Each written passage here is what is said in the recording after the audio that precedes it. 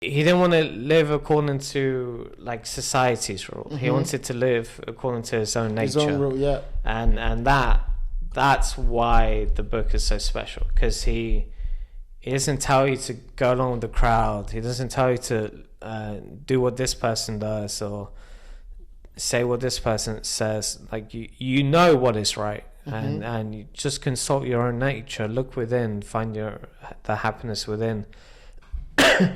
And like do what is right. Do what is right. Be who you are. Basically, fuck everyone else, kind of thing. But he said it more poetically. Very more poetically.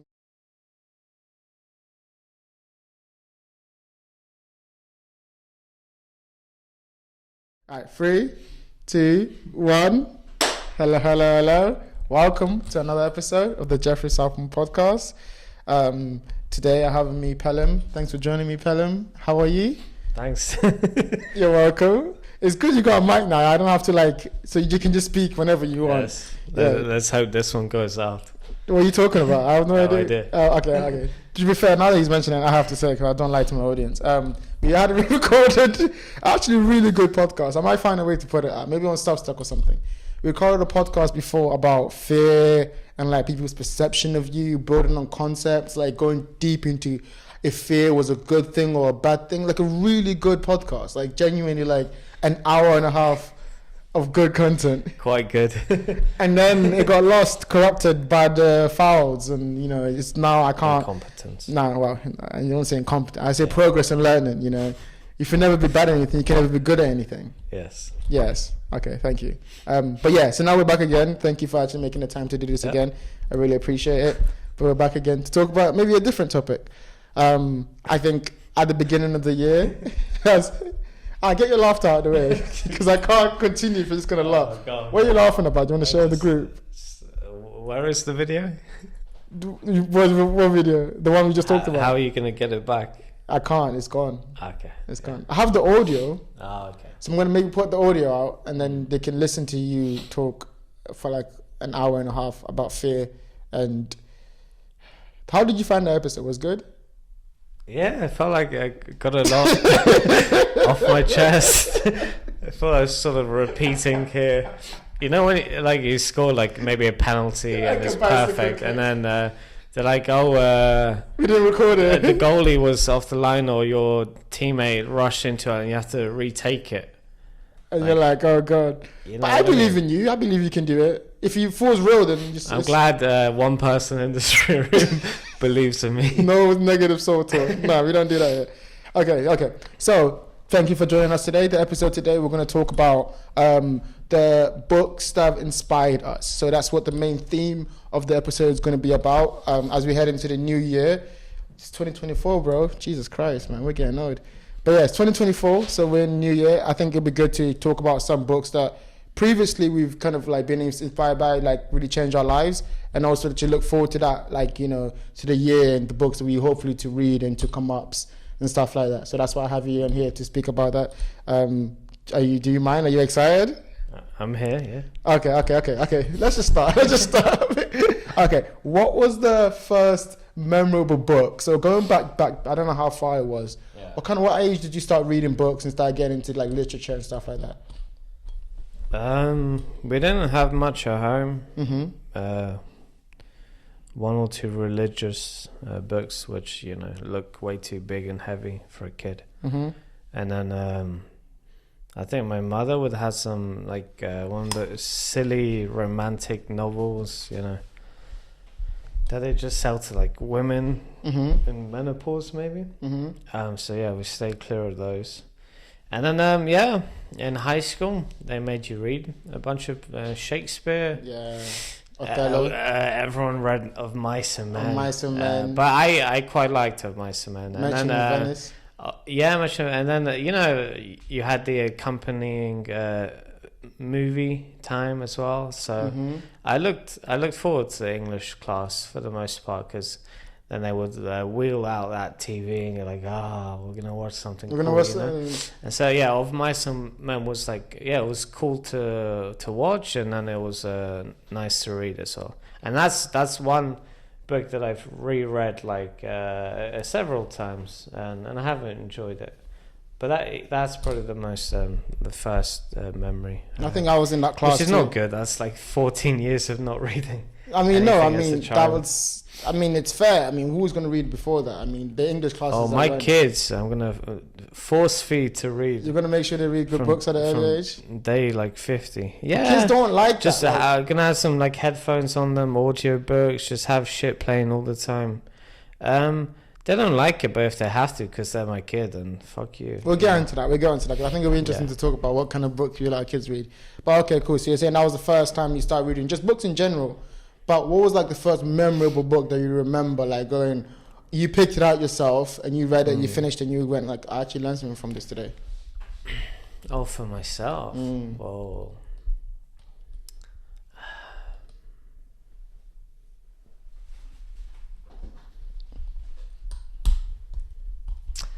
I mean, I can remember the one that sort of started that kind of thing, that chain reaction of reading something, finding interesting, learning something, and then reading another thing influenced by it. And that was like Peterson's book, The 12 Rules. Shout out to the 12 Rules for Life. Because I'd heard him do several podcasts about it. You can relate to some things, and then other things you're like, oh, I always knew this, I never had the encouragement or the example. And obviously he recommends and is influenced by a great number of like savages, you understand, like savages. We go into the Dostoevsky and Tolstoy and so Solzhenitsyn. Definitely all them good stuff. So that was the one that started off the chain reaction. What did you learn from that? Sure. What did you learn? Do you remember any couple of ideas you picked up? It's a great book is more than just a book, you know. It's a friend. It can be an enemy if you like. You know, you can get something out of it, and you're avoiding it, almost like you're avoiding a good friend because you're afraid of the conflict. You're afraid of hearing the truth. You know, when you're reading it, you're thinking about it, but you're also thinking about other things. Like it pulls some shit out from the back of your head. You know, makes it a bunch more clearer. And I thought, this could be a good way to not do the other stupid things I do. Like this could be a good distraction as opposed to a bad distraction. It's like, it can be a lot more personal, and you can just pick books that are more simple and you can learn from. They don't have to be like, you know, a lot of big words and fancy and a lot of French you can't read. Like, there's a lot of books out there. Like, there's a lot of people, and it's a good pastime. Learn a lot. Have things to talk about with other people, just with yourself. An idea you learned was that books can be friends or enemies, like they're lifelong partners, more than just like things you study because you've got an exam coming up. When you have to read the book because you have to remember it, or you have to read it in the classroom. Like you get your turns. Remember when we used to do that? You took turns to read passages, and some people couldn't read. And then that was one book where it had the N-word. Yeah. And everyone's just like, who's going to fall to? I remember it was a Billy one time. A white chap, reddish hair. Very white chap. He was red. Yeah. When we all realised, he was fucking red. And then he pretended to not speak English, even though... he pretended not to read it. No comprendo. He could turn Spanish. Yeah. But okay, cool. I'll go then. I think for me, I used to read a lot, even when I was younger. Like I think the journey that I used to make from school to home was like an hour long on one bus. So I get the 182 from like Sudbury. So it was really long. So I'd get into a habit of like just sitting at the back and reading. And so I started with like these like small little books, you know, like Alex Rider, Skullduggery, Pleasant. You know, the books that like teenagers read, like Cherub. I used to be big into the Cherub series. But I never ventured far from the fiction. It was never anything serious about life and like philosophy. And I always wanted to like, hey, that looks cool, but I just wasn't interested in that until 12 Weeks for Life. And then when you introduced me to that book, and funnily enough, I didn't read that book for a while after you introduced me. So you gave me the book, I checked out Peterson on YouTube, saw his interviews, his podcast. I was like, oh wow, like this is, and I saw him talk about the book too. Like that was like a big moment where he was like describing like Dostoevsky, and it's like the first time I've heard about Dostoevsky. And I'm like, who's Frodo? Like but it wasn't Frodo. It was someone way more different. And like just going from that and then seeing like the world of books expanded to more than just fiction books, but also like, so I remember this one book, and I think I've shown you before. It's called How to Use Your Enemies. So there was one of those little black books. You know, there was the black book they used to sell like on Amazon. It was like £1 or something. Yeah. So there was like I bought two. I bought one called Socrates. That was like the death of Socrates, when he was about to die, and he gives that long speech, and it's like fucking blew my mind. I was like, someone can speak. It's like, go on, man. Go on, man. It was like, and then there was How to Use Your Enemies by Balsa Gracian. He was some like Spanish priest who talked about how to use people around you for your own usefulness, and how to conduct yourself in the right environments, and all these different things. And I was coming to new environments at that time, new work, new school, whatever. It was such an enlightening thing for me. And it was like that something was like really formative of that year. Apart from Pearson and 12 Rules for Life, what was the book after that? That when you started reading, it started to like form the person that you are? It's a hard question, isn't it? That was two, especially. That was a compilation of short stories by Tolstoy, and that had like some really, really short stories and some longer stories, some things that he actually experienced. So that was really good. Do you remember the one where they went bear hunting? Yeah, the characters go bear hunting, and I don't know what happened. Like I think they go missing, or like he had he was about to get fucked up. I think his comrade or his friend got a shot away at this bear, and it was huge. He had a huge scar. It got very close to death. That's real, dude. And there's another one was like, how much land does a man need? Yeah. Where the guy has like, the devil is like, I'll give you as much land as you can run around, and he just goes round and round in circles. Yeah, he was like, oh, just a bit more, and then I'll go. And then the sun's setting, and then he realizes he won't be able to make it back. He would have had much more than he would have come to buy, and him running back to again for the same reason that he kept going caused his death, because he died for nothing. He was trying to win the race. What happens after you win a race? You die. You're dead. So he ended up just he actually did come back, but they like go up to him to say, oh, you did it, and he's fucking dead, and they buried him in that spot, and that's how much land he needed, head to toe. How much land is on 6 foot? That's about how much. And then maybe back to back was Hemingway, The Old Man and the Sea, and that was like it's a book you read like once a year. Even when you're fucking dead, they'll bury me with that book, because it's just really good. It's just so simple, so full of life and wrestling and. Could you explain the synopsis or the plot line of the Old Man and the Sea for someone else? Could you explain what happens in the book? Oh, okay. Just for people who haven't So there's an old man. He's developed a bit of a reputation, but he's getting on Santiago, in his age. He's getting on.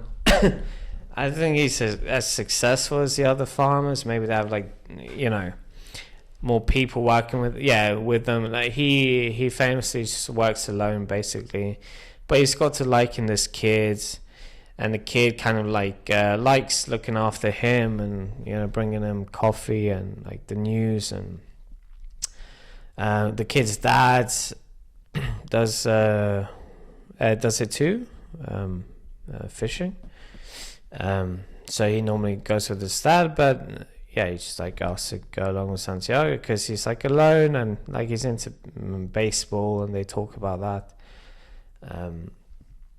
And he goes out a little further than usual one day. No one else does. and then he it's always dreamt of catching a big fish his whole life, and then he sees one, and it's just him like on his boat, so it's like, that's enough for a story. Oh. Yeah, just breaking my mic. Speaking so much facts. So, it's like he spent several days with this massive Merlin, a massive beautiful fish, and he develops a relationship with something he's trying to kill. You understand? So there's something alive in that relationship with the fish that he's trying to end the life of. And he's talking to his fucking hands because they're cramping. He's like, God, don't you do this? And like he's fucking yelling commands at his hands not to cramp up, not to give up. His flesh is being torn apart. So is the fish's. It's like this immense struggle with what this man wants, what he's like wanted all his life, and he actually gets it. You understand? Then you get that lesson of when you get what you want, it does come with a price. So okay. So you're reading through that, and then you're like crying. You're like, oh, Santiago, well done, like that little kid, and you're so happy. And then you turn a chapter, and then there was a shark, and you're like, fuck. You know what's gonna happen, And then that particular like ending, the second part of it, you read super slowly. Because you don't want it to end. You want to delay the inevitable. Does the shark eat the fish, right? The sharks. But the inevitable happened. And it's even sadder because he knows, and then he's cursing at this fish. And he's also apologizing to it. He's like, why did I do this to you? So, why did I do this to you? Now look at you. Really sad shit. And then he does come. And all that's left is the fish's head and the tail, the skeleton. A broken old man who's given literally everything, you know what I mean? Yeah, the kids brings him like a newspaper, coffee, gets him warm, and the whole town sees what he's done, and that's just the end of the story. What does the story teach you about life? Especially that when you first read it. I know you've read it multiple times now. Yeah. Well, like, talk about when it teach you about life when you first read it and how it's changed for every reading. I think when I first read it, it was just more emotional. I got invested in it. I got invested in how much he got invested into what he wanted. Mm-hmm. His dialogues on his own just affected me. I was like, that's all it takes, really, just you to have a good dialogue to, motivate and move yourself to a good cause. Mm-hmm. And then over time, you reread it, and like it affects you emotionally. You do learn about the prices you pay in life for your wants that you do actually get. Mm-hmm. It teaches you about not giving up, no matter what, and don't say no to help as well. Yeah, and I think, like, having read that book myself, like, The Old Man in the Sea was it was a weird turning point, because it was one of those fictions that didn't read like fiction. It felt like real. It felt like this actually happened to him, and you could tell obviously this is Hemingway, like, because it's like when I first started reading Hemingway, my first Hemingway book, and it's not actually a big book. It's like a small book. You can read it in a day. So sitting there, and then as you're getting to that point where you're talking about where the sharks turn up, you're engrossed in the story. It's a slow burn. It takes a while to get going. Yeah. But then when it gets going at that point, you just can't stop. You have to pay attention. You have to find out what's going to happen. He's a page turner. And just like you said, the dialogue he has with himself about, like, I think there's a part where he's having to wait the fish out, and the conversation he's having with himself about waiting for the fish. And it's like he's having this like talk with himself, and it's deeper than just the fish. It's like you can extrapolate it to like life, or to like big goals. If you want to, how to be patient when you get what you want, how to really like come after, and then when you get what you want, what happens when people come take it away? You feel this sense of increased disappointment, because the things that you worked so hard for is not going to get taken away. Then to come around in the end and see how he kind of deals with that perspective he has, where he loves this thing, like you were saying, he develops this relationship with this thing that he was trying to catch, And then like now he's like, oh yeah, I feel for you because like, you know, like I've introduced this thing into your life. And like, I think obviously it's a massive like analogy, but like to see how a simple story can be extrapolated, or a big concept can be like even condensed to a simple story. That's like, I learned that's the first time I saw that done that well in fiction, that age. And it was super cool. And I mean, it's not even just that book, like, you know, to move from like Old Man in the Sea to books like Man's Search for Meaning. I know that's another book that you introduced me to, and like I remember after you read it, you giving it to me, and I was literally, I think I stayed up that night or like that morning, the morning you gave it to me. I remember sitting there reading it, and then I was like, as soon as I read it, we went for a walk because I needed to clear my head. Talk to me about Man's Search for Meaning, and then first off, talk about what the book is about, and then also what you learned from reading that book. Oh, I haven't read that one in a while. I have it. It's with me. You're looking for your copy. It's with me. Your copy is with me. Yeah, he's a psychiatrist. He is. He's a doctor. Yeah.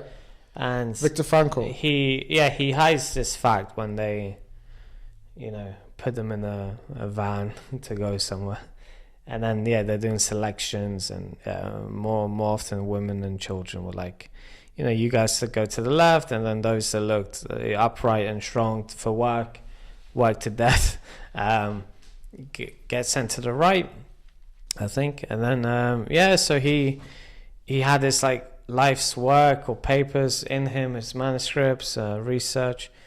He had to hide that, and then he just lied about what he did for work. Yeah, so he's a psychiatrist who's writing a book about psychology, psychotherapy, and then he ends up in the Auschwitz.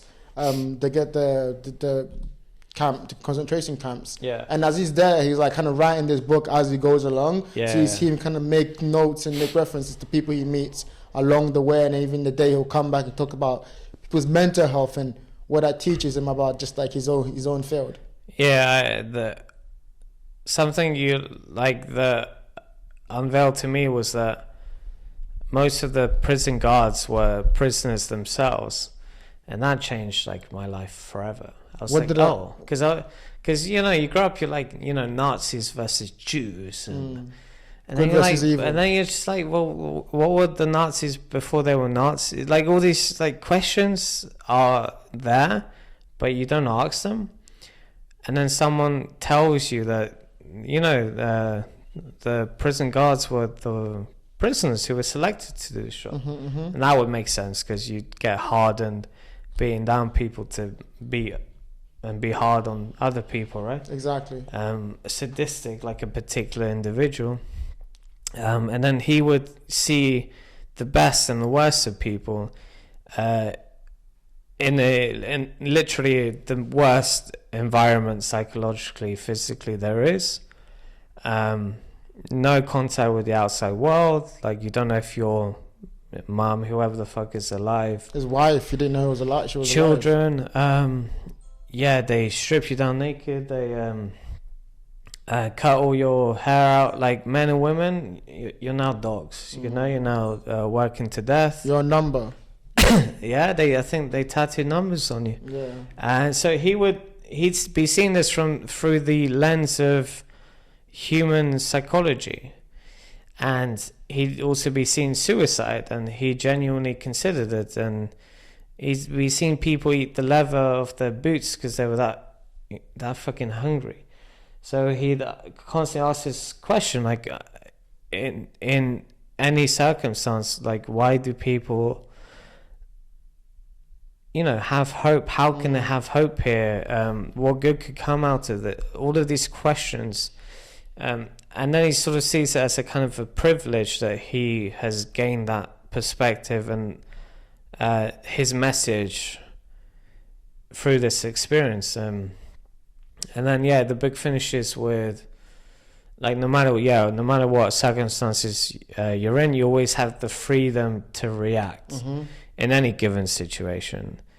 And then there's like a warning, it can end up like Hiroshima or something beautiful. I think that's the why I learned from the book also, just like first off, it's the vivid picture he paints about the circumstances they're in, and you really see a human being. Because we know the events happened, so there's no doubt in your mind about the validity of what he's talking about. But also, like, you see how human beings are. Like, you see some people pray, and like, you know, that girl who's blind, and you know, just the different places that he goes and people he interacts with, even in those camps, even in that situation, and even how he processes his own mental. And at the end of it, I think that's the most important part. The end of the book, where he's like, we ask this question about what our meaning of life is, and he's like, no, it's like life asks you that question. Life will ask you what's the meaning of your life, and then you answer about the responsibility that you bear, or the things that you decide to do. And I think no matter how old books get, no matter how ideas develop, that's a timeless idea. People always ask you, because I always do that question, you know, and I mentioned this recently too. I always ask people, what's the meaning of life, when I first started a podcast? Because I think it was important just to see their perspective. Yeah. But I've realized also, like, it's like, what's life meaning from them? You know, if I find out about their life, I can extract the meaning of their life, because it's like, you will only respond to life how you've been given, you know, how the choices that you've been given. So it's like, what meaning does life give you to try and inhabit? And that's what I learned from that. And like, since then I was like, that's it. That's why I have a goal to read that book every year, because there's a reminder of that. You have to keep reminding yourself that, first off, it can be much worse, much, much worse. And you, even in your comfort, you still have the ability or the opportunity to live like honorably, live like a man, you know, live like he did in those camps, in those situations even. It also does get you comfortable with like the unknown and scary shit too. I think it was him. It was like when you acting unnaturally or acting crazy in a crazy situation is normal, or acting unnatural in an unnatural scenario is natural. And that's another line where I'm like, oh, that makes sense. Like when something out of the blue happens, like let's say your car breaks down, or someone makes a pass at your girlfriend, or sorry, you were sort of like running on automatic unconsciously, and then you're all of a sudden you're in a different world and you act erratic and you're crazy. You're trying to breathe like you were, like when you're trying to breathe, like you're definitely in a different place psychologically. But the fact that that's normal and you don't need to make things worse and just observe it for what it is, that's a good lesson. Okay, and then to move on to another kind of author, and I think we're just running through authors that we both have been inspired by, like we learned something from. Another author that I think I really liked is Bukowski. So talk to me about Charles Bukowski. What is something we need to know about Charles Bukowski? What his poems like? What's something you've learned from him also? He liked to drink a lot. He had a terrible life, and he, let's say, only made it very, very late on. I think 50 something. He was in a post office forever. Yes. Abusive father. I don't know what his mother was like, but you know, how he turned out. But, relatively speaking, probably all right. Immigrant as well, or child of immigrants. Really rough guy. He had really bad, I think, skin acne growing up. So not very successful with, anything really. Quite a hopeless situation. But again, someone who just didn't give up. Just did what he loved doing, and of course, one of his most famous quotes is like, "Find what you love and let it kill you." And for some reason, like you can dissect that logically, it just makes sense. You know, and I think we all understand why that makes sense deep down. And he made it very late. And what does his poems teach you? Because it was like how he does his poetry. It's very raw, realistic, animalistic, and it takes it's romantic and it's stylistic and all those great poetic techniques, but it's also like real. I think if you try to learn anything from it, you're not getting anything from it. You know what I mean? I don't think it teaches. Well, clearly, you're not a poet. I don't think it teaches anything from it, because of course, like with Dostoevsky or Hemingway or Bukowski, everyone is just trying to write like them. Yes. So they're trying to learn from them. Yes.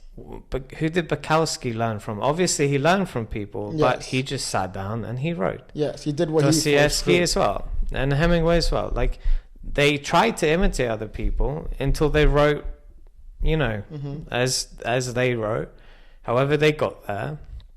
And then people start to imitate. I didn't learn anything from Bukowski, but fucking hell, I'll read everything he ever wrote because it's honest, it's raw. He's not trying to impress anyone. When he writes, you're like, I'm right there in this room with him, with his fucking whore. And the room's all fucked up. You can imagine the coffee and the toast and the needles and the whiskey bottle on the like. You can imagine it vividly, like you're right there with him. And the fact that you know that he's been through a lot of pain and he can write so beautifully. Would you say in general that you don't learn from authors, or are you saying just Bukowski specifically you didn't learn from? When you read a book, do you come out with something? I don't think I approach the book like, oh, I'm gonna learn something from this. I think I just end up doing so. I think they went through what they went through, and maybe they learned something from it or not, but they're just writing what they've experienced, right? Or what they've dreamt out of their experience. And that makes you feel something, you know what I mean? That almost makes you go through it with them. And I think it gives you more perspective rather than learning. Then here's a question. And do you think then that means almost anyone can be an artist or an author? Do you think that's not reserved for a specific type of person? Then it's just someone with something to say that they feel like people will relate to. Yeah. Do you think that's what makes an author, or like someone who writes something? I think everyone has something to say. I think some people never say it to begin with. Some people stop, like we've discussed before. People like really want to hear what they're saying, or people are too concerned with telling the truth, and they end up falling short, or end up kind of lying to themselves, or they're trying to again like mimic someone else, and they just never hit the truth quite. But I think everyone has something to say. Okay, here's another question then. If your life was a book, right, up until now, what would you be trying to say? Well, to myself, or what would the book be trying to say if your life was a book? Fuck, I think it'd be about like. Honestly, I think it'd be about fitting in, about society. There'd be no blame. What genre? Like, would it be like love, action? No, it'd be like definitely like fiction, like a psychological fiction. It'd be dark. The Dostoevsky book. Have you read Notes from Underground? Yes, I have. It'd literally be like. To be fair, like the guy in this one was batshit crazy, so I don't know if you want to. Oh no, I read that book and I dropped it down like a few lines in because I was like, what was the first few lines? It was like, I'm a sick man. Yep. I'm a stupid man. I believe my liver is diseased. I don't consult a doctor out of spite. And he explains what he does, why he doesn't go to doctors. He gives his opinion on everything and everyone and himself. And like when I read that book, that's when I was like, okay, this is like, there are some books that are just not books. There are some books that literally contain like the truth. And if you're not careful, they can be like taking an LSD, like the unearned kind of wisdom. It kind of knocks you out of sync, And then you have to adjust to life again after reading Dostoevsky or Tolstoy or Hemingway. But it's like a beautiful thing, like the world you thought you lived in almost burns away, and now you're living in Dostoevsky's world for a week or for a year or a little bit. What kind of books are those? Like, can you name some that you've kind of read where it was like an LSD trip where it kind of just completely took you out of mental state and took into a different realm where you had to? Oh, definitely. Dostoevsky, Notes from Underground. The Brothers. Have you read that one? I don't think I've read. No. I read the earlier ones, the Gambler, Poor Folk. Yeah. And then Tolstoy, the short stories. Hemingway's good because he writes so simply, and in general, when you keep things simple in life, that's when you get like flavor. That's when you get, the intensity. That's when you get what is. You strip away the bullshit, and he writes very simply. Yeah, and he writes about what matters to him, and you just can't get enough. You know what I mean? Like that's what you want, right? From like a song, from a film, you just like, I can't get enough of this. Like this is here, and like this brings up your vibration. Absolutely. I think, if speaking from my perspective as a writer, I think it's such a fascinating thing to be introduced by. I think writing was the first time I felt people understood the way I thought. It was weird because like I never inhabited that world. Remember, growing up, I wanted to be a footballer, so I never thought it was possible to be understood. I just had this internal monologue, and then reading, I think it was Dostoevsky. Reading Dostoevsky was like, was the first time I was like, oh, it gets deep, because I'm always deep. My mind is always thinking in the deepest sense of a feeling. I'm like, what do you really think about, what I mean? And Dostoevsky was like, just like he existed there from the beginning. His characters were just deep characters, intellectual characters, who understood their self-awareness about like their faults, kind of accepted it, and lived in this crazy world, which kind of felt like that's what kind of world I lived in, and I was really relatable. And I think from then is when I started to realize that I could not only write like them, but I could build on what they were trying to write, because I realized they were talking about their experiences in that time in Russia in the 1500s or whatever. I could update that and write about London now. And it's like both those scenarios, all I had to do was learn the technique and the skills, and writing simply, and too much words here. Okay, I could also live in your own life and figuring out how do I extrapolate this, and this character is exactly like this girl I knew, or like this character is this person. I'm like this character. All of those different kind of scenarios that I went through started then. It was like that was where it began. That's where it began. Like I started reading more, and I always feel like whenever I read more is when I can become most myself. Because I get lost in these worlds, man. I get lost in these worlds and these kind of things that they're trying to teach me. And then I will sometimes be reading and I'll just laugh out loud. Just like I'm just so lucky to be able to just read a Bukowski poem, and you're like, this exists? This is amazing. Or like like we talked, Dostoevsky line, and you finish one of his lines, one of his chapters, and you're like, this is insane. Oh, I forgot one. How did I forget this one? Who? Marcus Aurelius. Yes. Meditations. Yes. This fucker, right? This was a while ago, and this is one of the more interesting ones because,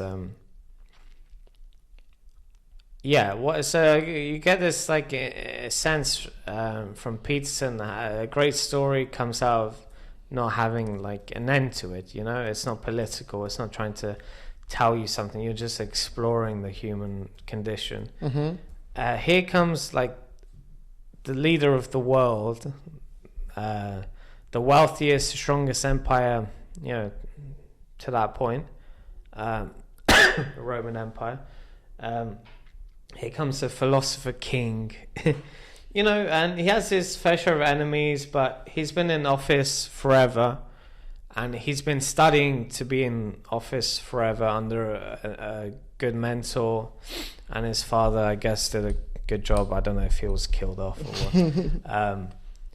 And here comes his diary, and it contains instructions and lessons and reflections to himself. This wasn't written to an audience, because it would look a lot different, right? Like, this person. The messages we get from politicians, leaders. I don't want to say nowadays, because nowadays, if you take a step back, has always been nowadays. Like you can go back 2,000 years ago, saying the same shit. But the people talking shit are talking the same shit. But him, he's writing this to himself, and it's beautiful.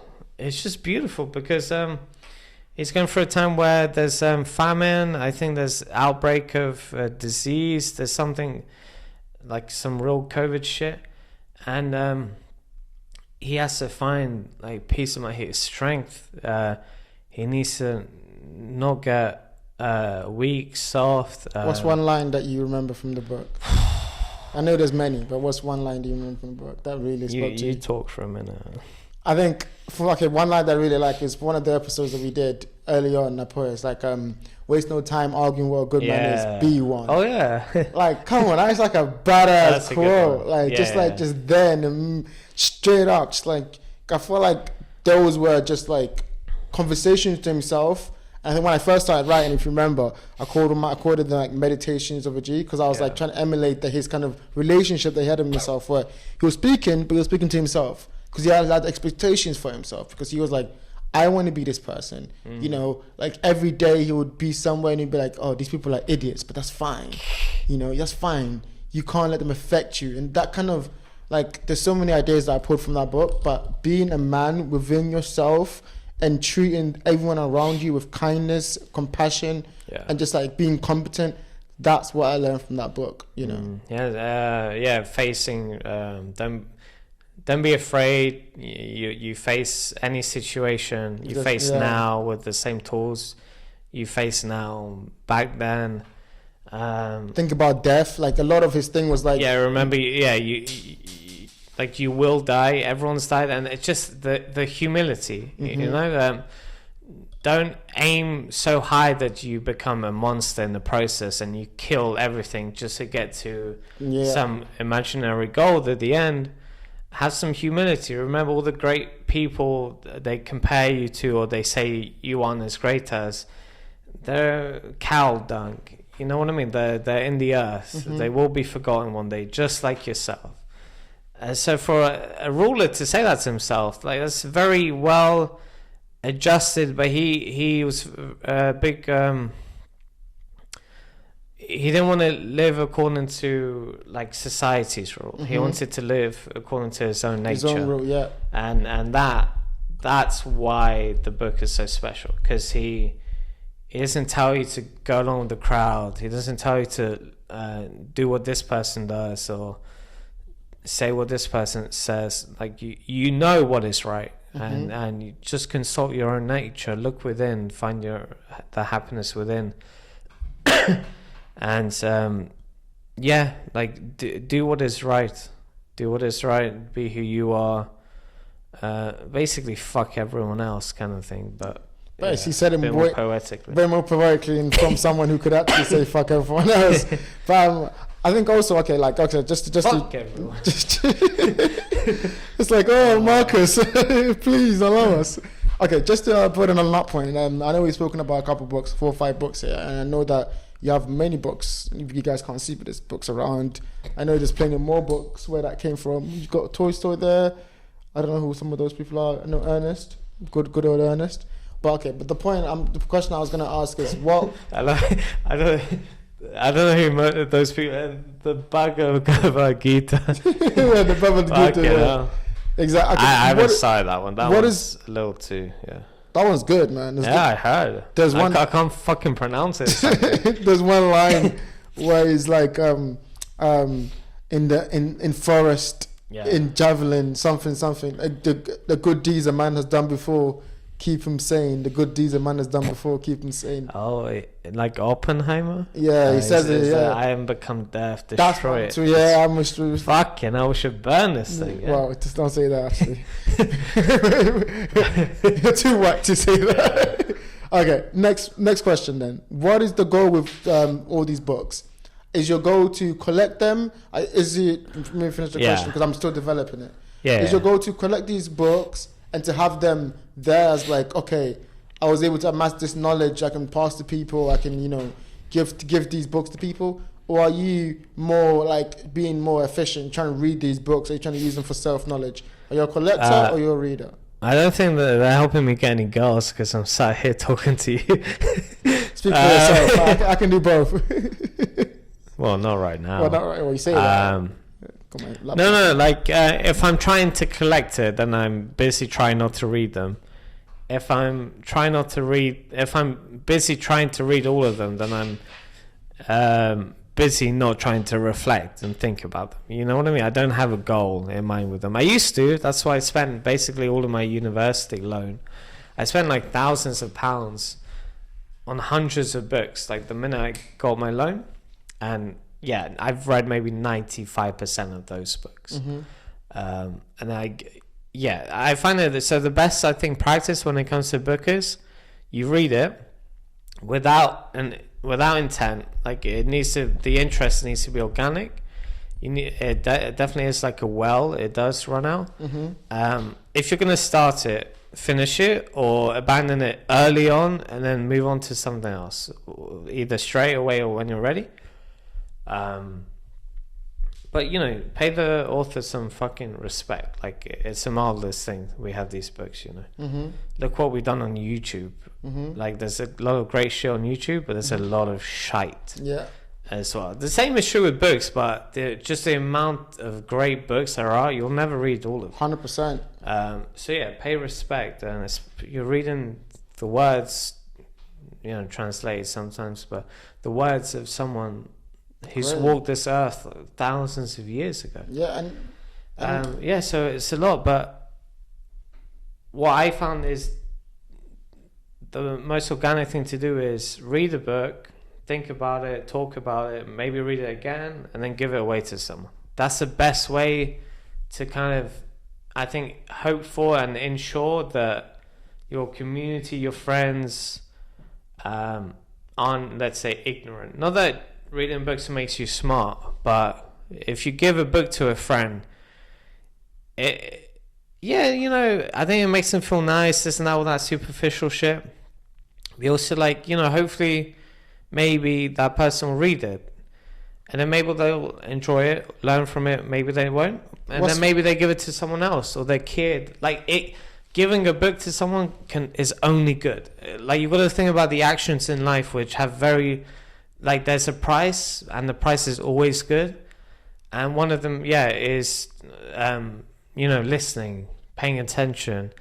And in terms of, like, materially, I think giving a book to someone can only be a good thing, and it only does good things. What's the one book you would give to most of your friends, or what's the book, your go-to book when you give a book? I think Meditations, Man's Search for Meaning, and then anything like Dostoevsky or Tolstoy, but that needs to be not an acquired taste, but there needs to be something dark deep within you that's like thirsty for that. There's something dark within you that likes dark books. Okay.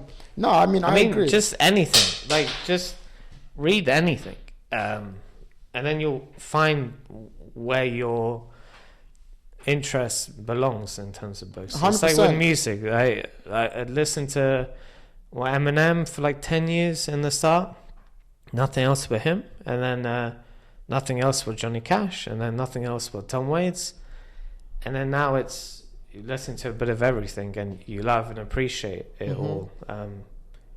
So yeah, I think so too. I think especially with books, there's this thing I heard from Naval, and he's talking about read for interest. So people read loads of books and have this like vague thing they have to finish a book. That's not going to work. Your curiosity is, I say, inspiration is imperishable. Act immediately. So like, you can be inspired to read a book and then it goes like that if you just take too long to read it. Like, flick through the book, look for the parts which really grip you. If the thing that you're reading doesn't grip you, you have to move on, because the worst thing you can do is lose your love for reading. And that's happened to me a few times where I've tried to read a book.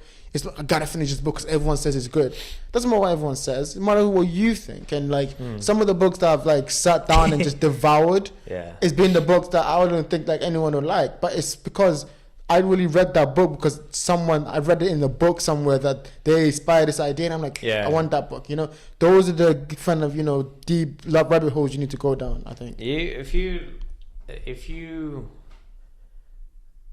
If you type in, let's say, Peterson, for instance, on Wikipedia, and then you go on influenced by, it will say Nietzsche, and then it'll go influenced by Dostoevsky, then influenced by, I don't know, Pushkin, whoever was before him, influenced by Jesus, influenced by, like, God. it keeps going until fucking, fish or God or Moses. Like it just keeps on going, and then you realize, it's like if you put something out into the universe, it comes back or it just goes somewhere else. Like energy is never wasted, time is never wasted. You can choose to waste it or choose to not do something with it, but it isn't wasted. That's why I try to give away like whatever book I either don't feel like finishing or finish, because I'm hoping a great book that I don't have or don't even know that I want to read comes to me by a friend or random I see in the park. That'd be a better world, I think, where you just walk around town and there's books everywhere, and not on the fucking street like rubbish, but like where it in should places be. they should you understand? like bookstores in the or something public, like that. in the public conscious, in parks, kids. I want kids holding iPhone 14s. They're the most powerful technology in human history, and it's just fucking causing each other to be suicidal. On the topic Snapchat. of, let's leave kids alone. Let them be kids. On the topic of books and like giving books to friends. Letting kids be kids is fine, but not when they have iPhone 14s with access to. What would you prefer? I'm just gonna leave. Give kids fucking Bukowski. Fuck it. Did you read Bukowski when you were younger? No, probably not. But you know what I mean. Like, give them something by Jocko Willink. Just watch out. Watch the fuck out. If you give everyone in England 0 to 10 a Jocko, because he makes books for kids. Give them like mandatory reading. We'll be back. We'll be so back. Okay. Alhamdulillah. On the topic of that, what books are you currently reading? Just name some of them. The last one I read was what was it? Is it here somewhere? It would be right. No, I just reread the short stories actually. By the Tolstoy stories. It was good. What was the last book that you read that you were like, complete waste of time? Why did I read this? You talk about good books, but what was the last book that you read that were like, this is... I've never had that. I've only had like, I knew I didn't have the well of energy to read this or the interest, and I started it anyway, and then I'm like halfway in. I think it was a Robert Greene book, and I only started it because I read another one and was fascinated by it, read it through like very quickly, wanted to reread it, but I'm like, let me read another one, and then that one was about something else and related, but it wasn't the same. I just exhausted my well of like interest, and for that but I never had the book like no, because you know those books, like I'm not gonna pick one of those up. Yeah, you know I mean, but sometimes you start reading, like for example, like when I was like really big into reading, I would read Plato. And I read all these books from the beginning, The Republic and all these. Yeah. Remember, one girl took my book from Republic. She still hasn't returned it. But yeah, they're like, I'm looking for you. Not for the book. Her boyfriend is reading. Well, I hope he is, because that's a good book. Good luck to him. Yeah, good man. There were like some books like Plato, and they were so like technical. Yeah. That I was like, I know you're supposed to read this. Why am I reading this? But like, why am I reading this? Like, this is what they did at the beginning of time, but like, I don't need to read this right now. Yeah, this is what I found in the trap of like, you hear all these names spanning around like Nietzsche, and you're like, I have to read everything they've done. Your writing at the start was fucking shit. Thank you.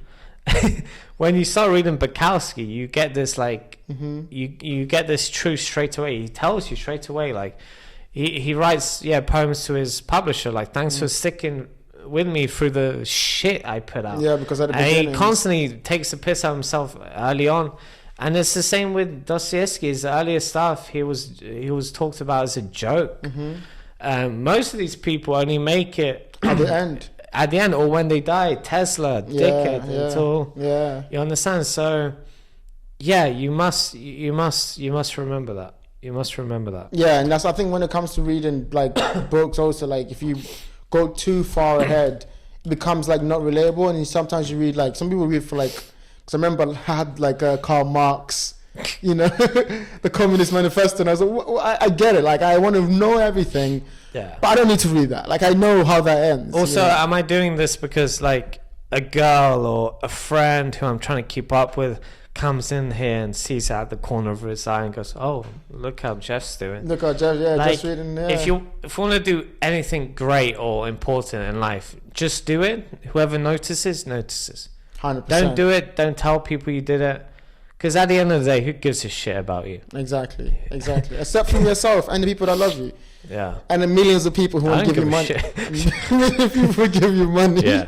That's what I'm Maybe people give you money, and maybe you'll have so much you'll give it away, and you'll be happy. Well, no, not to my friends. To my friends who say they don't know me. You need a business loans Okay. at low interest. At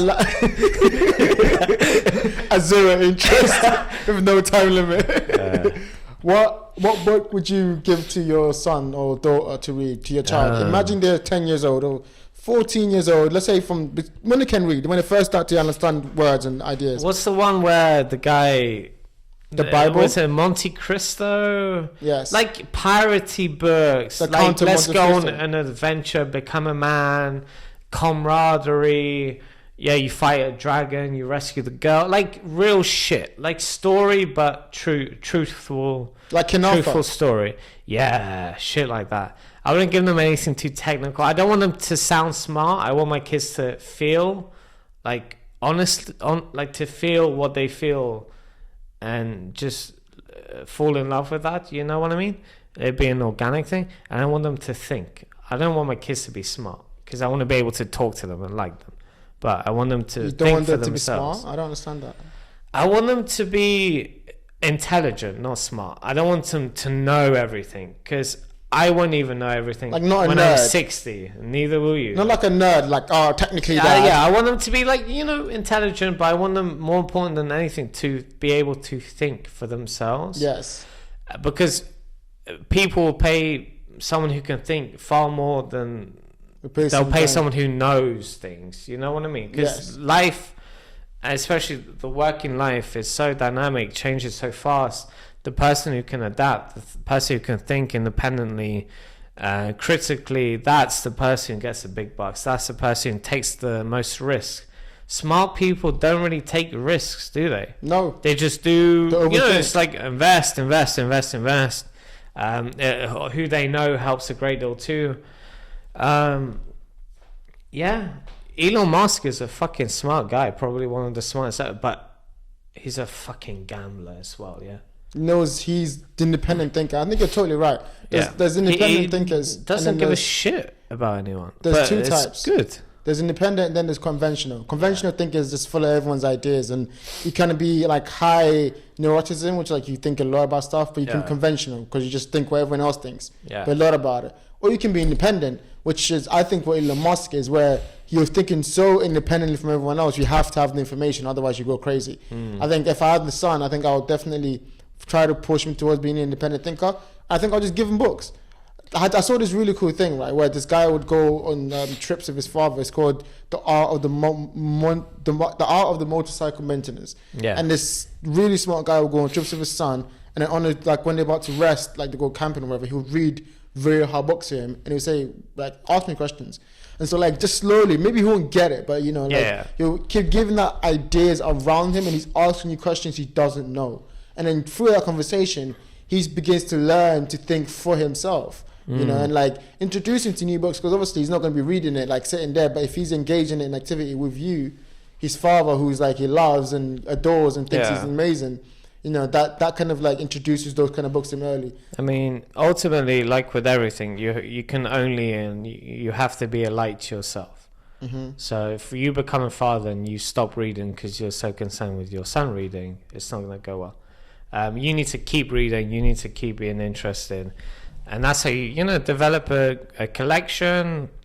That's how your friends and community develop a collection, and then your son or your daughter will see that, will see how you're fascinated with them or how you treat them, and then they won't ask you for things. They'll know they have everything they need, in a sense, because they have this knowledge of information, of adventure, story. And then the friends they see you hang out with, or the friends they take you to spend time with their kids, they'll speak about books and they'll have a book collection, and it won't be a thing that's not cool or the G word, which I would have said 10 years ago. It would just be like this natural, organic. You grow up in a world of books, and your parents read books, and it just becomes a part of you. You understand? You grow up around. It'll be much better to like have your kid wander into your office or to your personal library and just pick a book, and you're just like, "Oh, son, yeah, that's good," or just don't even tell them. Just let them do it. Let them do it. Yeah. No, I completely agree. I think like that's the idea when you're talking about that. That's why I envision having my own library and my kid just wandering in and just like picking a book, and he's like, "Dad, what's this?" And I'll be like, "You don't even know." He just picked up my search for meaning. I was like, "Hey, sit down, sit down. Don't worry about it. Sit down. Let me bring you some herbal tea. You're gonna be here for a while." Wife, the son is not striped pajamas. Okay. And then you mentioned making sure that you never lose that touch of you reading and stuff like that, and keeping that engaged. On the topic of that, what book are you looking to read this year? What are you looking forward to reading? What's one book you've always wanted to read that you haven't read yet that you're going to tell the rest of my channel that you're going to read? What the five books? What is it? The five rings of fire or something? Is it the Musashi books? Yeah. The 5 rings. Yeah, the 5 rings. I want to read that. The Book of 5 Rings. The Book of 5. I would like to read that because I've read it. It's not. Oh really? It's not. Fuck. It's just like loads of like technical talk about how to wield a sword. With some like his life was. With some like I'll take Musashi's word for it, not yours. I'm saying maybe read a book about Musashi, but the Book of 5 Rings about how he teaches sword fighting. You never know what could be trash for you could be treasure for me. You understand? I after all did give you 12 rules and you ignored it for a year. No, I didn't ignore it. I went to the guy that read it. Yeah, that's true. I want to read that. I'm going to read it. What else? A lot more Robert Greene. That man is fascinating. He's very very focused, very experienced guy. Been for a lot. Some more Dostoevsky. Why not? Maybe some female writers. I haven't explored the female world in terms of Virginia literature. Woolf is really good. Virginia Woolf is fantastic. She's more of a poetic. Let's go. Poetry, but she's brilliant. Who else? No, but there's plenty. Bronte. We've got some Bronte here. Some old ones. Yeah. Yeah. Oh yeah, just old. What about the Bible? I'll read the new ones when they're old. The Bible, yes, is big too thick for me. You don't like? No. I would like the Bible. I just when I'm in prison or in my own personal prison cell, I'll read it. Right now, I'm reading everything inspired by it, which is basically the same thing. That's for me. That's the biggest. That's the top. I do need to read it though, but. Yeah, the thing is, I get through a quarter of the Quran, and I'm like, you know what, I should read the Bible, and I get through a quarter of the Bible, and it's just like this back and forth. I don't know why I can't keep reading it. I know. Why? Oh, incompetence. No, I mean the book is scary as fuck. It is scary, yeah. It teaches you to do different things differently. I mean, you're not ready for that. It's fucking God. It's written by God. You're like, does he know that I'm like kind of skimming through this? Like, oh fuck, is he gonna be angry that I like reread this page because I had no idea what happened? I forgot. Like, yeah, it's scary. No, but I think there's for me to answer that question, there's a few books I want to get through this year. I finally got my library back, my library connection. Thank you for holding my books until I found a place. So I've got all my books back, and they're just there. And then every time I look, I'm like, that book. Like, there's so many books that I really want to get into. I want to get into like different aspects of it. You know, there's a book I'm currently reading. It's called The Beginning of Infinity. That's a really good book. It's just about like, kind of like, it's a science book. It's a book about science and the art of science. And like, I think also weak in the areas that you really don't know anything about. I always, as a writer, I have to read broadly because that's how inspiration comes from anything. You know, there's Alchemist, there's the Young book that I have that I took. Well, that I need to read that again. His autobiography. We didn't even talk about Young today, but like stuff like that, you know, stuff that like, you know, remind me of like ideas, you know, and I think the idea fountain within us kind of just always, you know, kind of like it flows again whenever you read an interesting book. And so I always want to read a book I haven't read or heard about before and introduce you to one too. So like that's definitely the goal for this year. And sounds good. Thank you for taking the time to read, to go through this with me today. I can't wait for this to not be uploaded anyway. I could just cut that part out. And then you would never know what you should have said. But no, okay, to finally turn it, we always have I give you a chance to ask a question. Oh fuck, I forgot it's just the time. Yeah, any question that you have from this episode, you know, what to you? To me. About what? Anything about the episode or about any question you wanted to ask. What does reading do for you as opposed to writing? You know what I mean? Like, yes, that's a good question. The first one that came to my head. For a question you just thought of. That's a good question. You can tell I put a lot of I can barely put the words together. That's the question, right? What does reading do for me as opposed to... Do you know what I mean? As opposed to writing. It's like filling up the well and then like examining it, I think. Filling up the well. Reading always, like, I don't know, man. There's an innate thing. I think I've had it since I was a kid.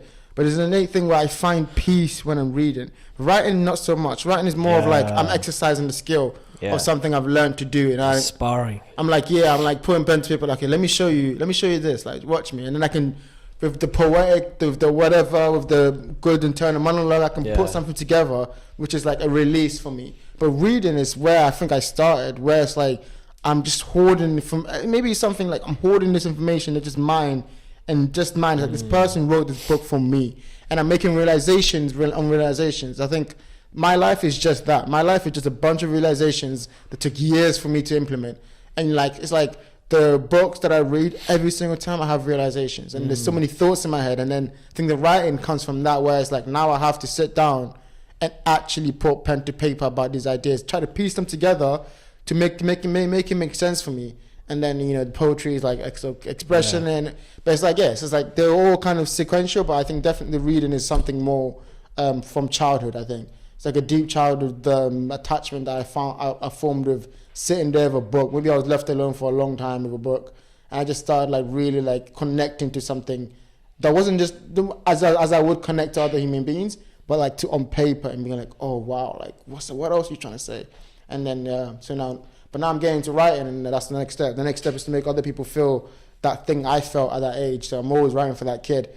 How honest can I be? You know, how much truth can I get through by just, you know, always remaining to a feeling that I'm having, you know, trying to chase that feeling I had as a kid reading. So it's a process, but hopefully we're getting there. You know, hopefully we're getting there. You know, it's just like this. Keep swinging. It all kind of relates. You know, reading, writing, speaking. They're all they flow for the same source. You know, like when you read a book, the book is vulnerable, and when you're writing, you're vulnerable. And when you're speaking, we're both vulnerable. Fuck. That's a great way to end this episode. Thank you very much for taking the time to do it for today. Thank you for doing this again. 50th time. Thank you guys for watching. It's been another great episode. Hope you're there for the next one. And until the next time, peace.